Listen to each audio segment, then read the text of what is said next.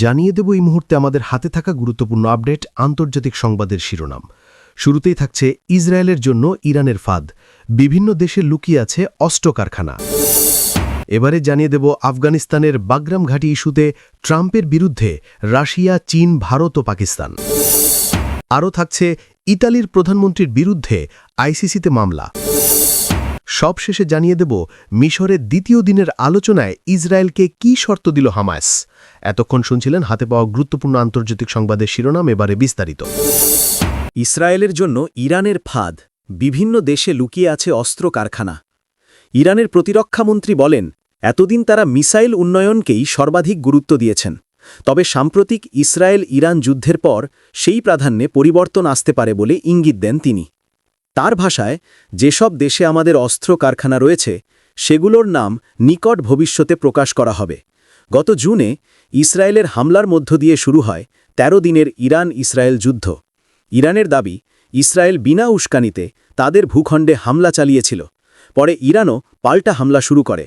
এই যুদ্ধে ইরানের একাধিক পারমাণবিক স্থাপনাকে লক্ষ্য করে যুক্তরাষ্ট্র বিমান হামলা চালায়।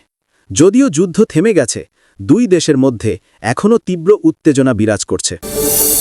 আফগানিস্তানের বাগরাম ঘাঁটি ইস্যুতে ট্রাম্পের বিরুদ্ধে রাশিয়া, চীন, ভারত ও পাকিস্তান। আফগানিস্তানের বাগরাম বিমান ঘাঁটি নেওয়ার জন্য চাপ সৃষ্টি করেছেন মার্কিন প্রেসিডেন্ট ডোনাল্ড ট্রাম্প। সেই প্রচেষ্টার বিরোধিতায় আফগানিস্তানের পাশে দাঁড়াল ভারত। শুধু ভারতই নয়, এ বিষয়ে ট্রাম্পের বিরোধিতা করে আফগানিস্তানের পাশে দাঁড়িয়েছে চীন, পাকিস্তান ও রাশিয়া। তাদের সঙ্গে ভারতও একই পংক্তিতে বসল। আন্তর্জাতিক ও আঞ্চলিক কোনো বিষয়ে চীন, পাকিস্তান ও রাশিয়ার সঙ্গে ভারতের সহমত হওয়ার এমন দৃষ্টান্ত বিরল। ভারত এই ভূমিকা নিল এমন সময় যখন তালেবান শাসিত আফগানিস্তানের পররাষ্ট্রমন্ত্রী আমির খান মুত্তাকি সরকারি সফরে নয়াদিল্লিতে আসছেন। আফগানিস্তানের রাজনৈতিক দখল নেওয়ার পর এই প্রথম সে দেশের কোনো মন্ত্রী ভারত সফরে আসছেন। অথচ লক্ষণীয়, আফগানিস্তানের তালেবান সরকারকে ভারত এখনও আনুষ্ঠানিক স্বীকৃতি দেয়নি। মুত্তাকি ভারতে আসছেন আগামীকাল বৃহস্পতিবার। জাতিসংঘের নিরাপত্তা পরিষদ তাকে ভারত সফরে অনুমতি দিয়েছে। আফগান মন্ত্রীদের বিদেশ সফরের উপর জাতিসংঘের যে নিষেধাজ্ঞা ছিল, আপাতত তাতে কিছুটা ছাড় দেওয়া হয়েছে। ৯ থেকে ১৬ অক্টোবর পর্যন্ত মুত্তাকি ভারতে থাকবেন। চীন, পাকিস্তান ও রাশিয়ার সঙ্গে ভারত একযোগে ট্রাম্পের বিরোধিতা করে আফগানিস্তানের পাশে দাঁড়িয়েছে গত মঙ্গলবার মস্কো ফরম্যাট কনসালটেশনের ৭ম বৈঠকে। মস্কো এই বৈঠক হয়। রাতে ওই বৈঠকে গৃহীত এক যৌথ বিবৃতিতে বাগরাম বিমানঘাটির নাম না করে বলা হয়েছে, আফগানিস্তান ও তার প্রতিবেশী দেশগুলোয় যারা সামরিক অবকাঠামো খাড়া করতে চায় তাদের সেই উদ্যোগ সমর্থনযোগ্য নয়, কারণ ওই উদ্যোগ আঞ্চলিক শান্তি ও স্থিতিশীলতার প্রতিপন্থী। কিছুদিন আগে বাগরাম বিমানঘাটি তাদের হাতে তুলে দেওয়ার দাবি জানিয়েছিলেন প্রেসিডেন্ট ট্রাম্প। ৫ বছর আগে আফগানিস্তান থেকে সেনা প্রত্যাহারের সিদ্ধান্ত নেয় যুক্তরাষ্ট্র। এ নিয়ে দুদেশের চুক্তিও হয়েছিল। এরপর হঠাৎ বাগরামের দাবি জানানো গোটা বিশ্বকেই বিস্মিত করেছে। আফগানিস্তানের তালেবান সরকার যদিও তৎক্ষণাৎ সেই দাবি নাকচ করে দিয়েছে। ট্রাম্পের দাবি উড়িয়ে দেওয়ার পর আফগানিস্তান মস্কো বৈঠকে যোগ দেয়। সদস্য দেশ হিসেবে এই প্রথম তাদের যোগদান। সে দেশের প্রতিনিধিত্ব করেছিলেন পররাষ্ট্রমন্ত্রী মুত্তাকি। আফগানিস্তান, পাকিস্তান, ভারত, চীন ও রাশিয়ার সঙ্গে ওই বৈঠকে যোগ দিয়েছিল ইরান, কাজাকিস্তান, কিরগিজস্তান, তাজিকিস্তান ও উজবেকিস্তানের বিশেষ প্রতিনিধি ও শীর্ষ সরকারি কর্তারা। বেলারুসের প্রতিনিধিও বৈঠকে অংশ নিয়েছিলেন আমন্ত্রিত অতিথি হিসাবে। দাবি অগ্রাহ্য করার পরেও ট্রাম্প নানাভাবে চাপ সৃষ্টি করে চলেছেন। গত ১৮ সেপ্টেম্বর যুক্তরাজ্যের প্রধানমন্ত্রী কিয়ার স্টারমারের সঙ্গে বৈঠকের পর এক সংবাদ সম্মেলনে ট্রাম্প বলেন, তার সরকার বাগরাম ফেরত পেতে চেষ্টা চালাচ্ছে। ট্রাম্প বলেন, আমরা ওই বিমান ঘাঁটি তালেবানদের ছেড়ে দিয়েছিলাম, বিনিময় কিছুই নেইনি, এখন ওই ঘাঁটি আমরা ফেরত চাই। ওই সংবাদ সম্মেলনের দুদিন পর নিজের মালিকানাধীন সামাজিক যোগাযোগ মাধ্যম ট্রুথ সোশ্যালে ট্রাম্প লিখেছেন, বাগরাম বিমান ঘাঁটি যারা তৈরি করেছে, যুক্তরাষ্ট্র যদি আফগানিস্তান তা ফেরত না দেয় তাহলে পরিণতি মারাত্মক হবে। আফগানিস্তান তসত্ত্বেও ট্রাম্পের দাবি অগ্রাহ্য করেছে। সে দেশের প্রধান মুখপাত্র জাবিহুল্লাহ মুজাহিদ জানিয়ে দেন, কোনো পরিস্থিতিতেই আফগানরা তাদের জমি অন্য কাউকে হস্তান্তর করবে না। মুত্তাকির সফর শুরুর ঠিক আগে ভারতের এই ভূমিকা যথেষ্ট তাৎপর্যপূর্ণ। তালেবান নেতৃত্বাধীন আফগান সরকারের সঙ্গে ভারত সরকারি কর্মচারী পর্যায়ে যোগাযোগ রেখে চলছিল। দুবাই ও কাতারের রাজধানী দোহায় তালিবান নেতৃত্বের সঙ্গে ভারতের পররাষ্ট্র সচিব বিক্রম মিস্ত্রি সহ অন্যান্য সরকারি কর্তার একাধিক বৈঠকও হয়েছে। আনুষ্ঠানিক স্বীকৃতি না দিলেও আফগান সরকারের সঙ্গে ভারতের সম্পর্ক উত্তরোত্তর ভালো হচ্ছে। সাম্প্রতিক ভূমিকম্পের পর ভারত সে দেশে ত্রাণ পাঠায়। পেহেলগাম হত্যাকাণ্ডের পর আফগানিস্তান সন্ত্রাসবাদের নিন্দা করে বিবৃতি দিয়েছিল। বিবৃতিতে বলা হয়েছিল, কোনো ধরনের সন্ত্রাসকেই সমর্থন করা হয় না। দুর্দিনে ভারতের সঙ্গে আফগানিস্তান সামর্থ্য অনুযায়ী সুসম্পর্ক বজায় রাখবে। ইতালির প্রধানমন্ত্রীর বিরুদ্ধে আইসিসিতে মামলা। ইতালির প্রধানমন্ত্রী জর্জি মেলোনি মঙ্গলবার ৭ অক্টোবর জানিয়েছেন, গাজায় চলমান ইসরায়েলি আগ্রাসনে গণহত্যায় সহযোগিতার অভিযোগে তিনি সহ তার ২ মন্ত্রীকে আন্তর্জাতিক অপরাধ আদালতে আইসিসিতে অভিযুক্ত করা হয়েছে। তবে কাদের পক্ষ থেকে ওই মামলা দায়ের করা হয়েছে তা স্পষ্ট করে বলেননি তিনি। বুধবার ৮ অক্টোবর এক প্রতিবেদনে এ খবর দিয়েছে আল জাজিরা। রাষ্ট্রীয় সম্প্রচার মাধ্যম রাইকে দেওয়া এক সাক্ষাৎকারে মেলোনি বলেন, মামলায় নাম এসেছে প্রতিরক্ষামন্ত্রী গুইদো ক্রোসেত্তো, পররাষ্ট্রমন্ত্রী আন্তোনিও তায়ানি, প্রতিরক্ষা শিল্প প্রতিষ্ঠান লিওনার্দোর প্রধান রবার্টো চিনগোলানিক। বিশ্বে বা ইতিহাসেই এমন নজির আর নেই বলে দাবি করেন তিনি। অবশ্য কিসের মাপকাঠিতে তিনি এই দাবি করলেন সেটিও স্পষ্ট ছিল না।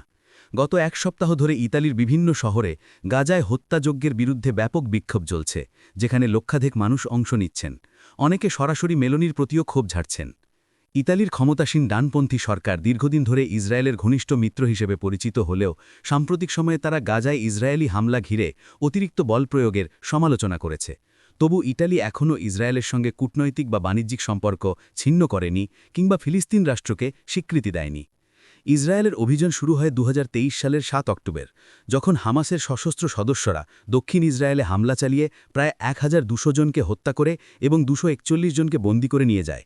গাজার স্বাস্থ্য কর্মকর্তাদের তথ্য অনুযায়ী ইসরায়েলি পাল্টা আগ্রাসনে এ পর্যন্ত ৬৭,০০০-এরও বেশি মানুষ নিহত হয়েছে।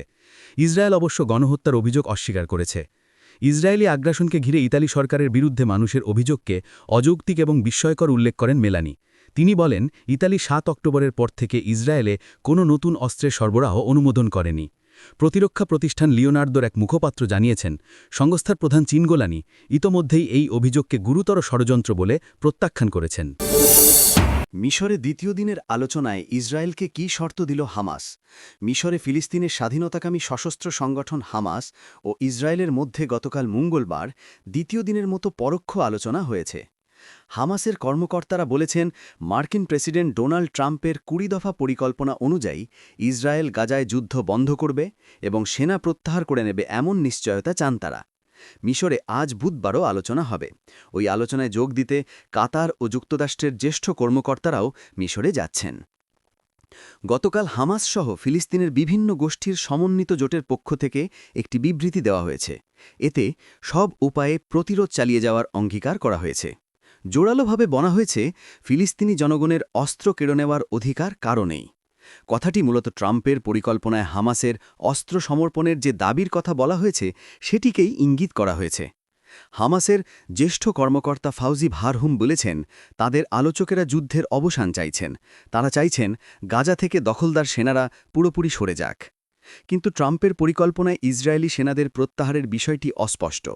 ধাপে ধাপে সেনাদের কবে প্রত্যাহার করা হবে তার কোনো নির্দিষ্ট সময়সূচি দেওয়া হয়নি। সেনাদের ধাপে ধাপে তখনই প্রত্যাহার করা হবে যখন হামাস তাদের কাছে জিম্মি থাকা ৪৮ ইসরায়েলিকে মুক্তি দেবে। ধারণা করা হচ্ছে ওই জিম্মিদের মধ্যে ২০ জন এখনও বেঁচে আছেন। হামাসের ওই কর্মকর্তা বলেছেন, গতকালের আলোচনায় ইসরায়েলি জিম্মিদের মুক্তির দিন তারিখ নির্ধারণ এবং ইসরায়েলি বাহিনীর প্রত্যাহারের বিষয়ে আলোচনা হয়েছে। শেষ ইসরায়েলি বন্দীকে মুক্তি দেওয়ার পাশাপাশি ইসরায়েলি সেনাদের চূড়ান্ত প্রত্যাহারের বিষয়টি নিশ্চিত করার জন্য হামাসের পক্ষ থেকে জোর দেওয়া হয়েছে। মিশরভিত্তিক সংবাদ মাধ্যম আল কাহেরা নিউজের প্রতিবেদন থেকে জানা গেছে, হামাসের শীর্ষ আলোচক খলিল আল হায়া বলেছেন, সংগঠনটি দখলদার বাহিনীকে ১ সেকেন্ডের জন্য বিশ্বাস করে না। আল হায়া আরও বলেন, যুদ্ধ শেষ হবে এবং তা যে নতুন করে আর শুরু হবে না তার নিশ্চয়তা চায় হামাস। মিশরে আলোচনা চড়ার মধ্যেও গাজা উপত্যকায় হামলা চালিয়ে যাচ্ছে ইসরায়েল। ফিলিস্তিনি সরকারি সংবাদ মাধ্যম ওয়াফার তথ্য অনুযায়ী গতকাল মঙ্গলবার গাজায় ইসরায়েলের হামলায় কমপক্ষে ১০ জন ফিলিস্তিনি নিহত হয়েছেন। গত শুক্রবার ট্রাম্প ইসরায়েলকে গাজায় বোমা হামলা বন্ধের আহ্বান জানানোর পরও ইসরায়েল থামেনি। শুধু সেদিন থেকে গতকাল পর্যন্ত ইসরায়েলি বাহিনীর হামলায় কমপক্ষে ১০৪ জন নিহত হয়েছেন।